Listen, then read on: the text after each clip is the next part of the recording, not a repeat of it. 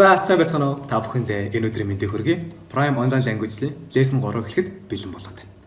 Өнөөдрийн хичээлээр бүгдээрээ өнгөрсөн хичээл дээр ярина гэсэн үйл үгийнхаа талаар илүү дэлгэрэнгүй ярьж үзье. Үйл үгийг дотроо хоёр хуваадаг байна. Main болон auxiliary. Өнөөдөр ер нь бүгдээрээ main буюу үндсэн үйл үгийнхаа талаар илүү дэлгэрэнгүй яриа явуучих гаргамаа. So ер нь үндсэн үйл үгийг дотор нь хоёр хувааж байгаа. Static болон dynamic. Dynamic нь болохоор ер нь тийм тодорхой ямар үйл хийж байгаа нь ойлгомжтой. Жишээ нь гэх юм бол hit, bite, зохих, хазах, алхах, үсрэх, walk, jump. Яг ямар үйл хийгээд байгаа нь мэдэгдэж байгаа. Тийм үйл үгийг dynamic. Харин static нь болохоор тийм үйл хөдлөл нь тодорхойгүй. Тийм үйл үг дээр. Жишээ нь гэх юм бол I love you. Би чамд хайртай.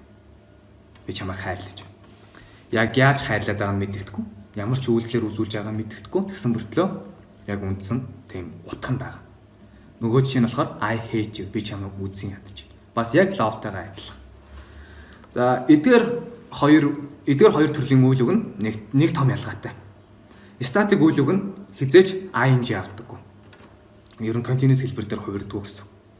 Жишээ нь юм бол ямар ч төрөлд ямар ч үед I'm loving you гэж хэрэгэлдэг.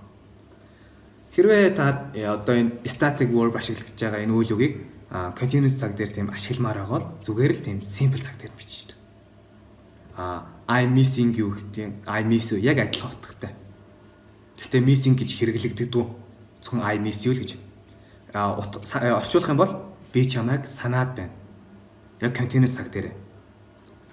Харин perfect continuous tense байх юм бол зүгээр л perfect tense дээр. Жишээ авах юм бол хэрвээ I have been marrying for 2 years. Гэтэ marrying гэдэг чинь ing авахгүй static үйл үг шүү дээ. Зүгээр л I have married for 2 years. Үнэхээр simple. Хэрвээ тийм continuous цаг авах юм бол зүгээр simple дээр нь харин perfect continuous авах юм бол perfect tense дээр нь л тавина гэсэн.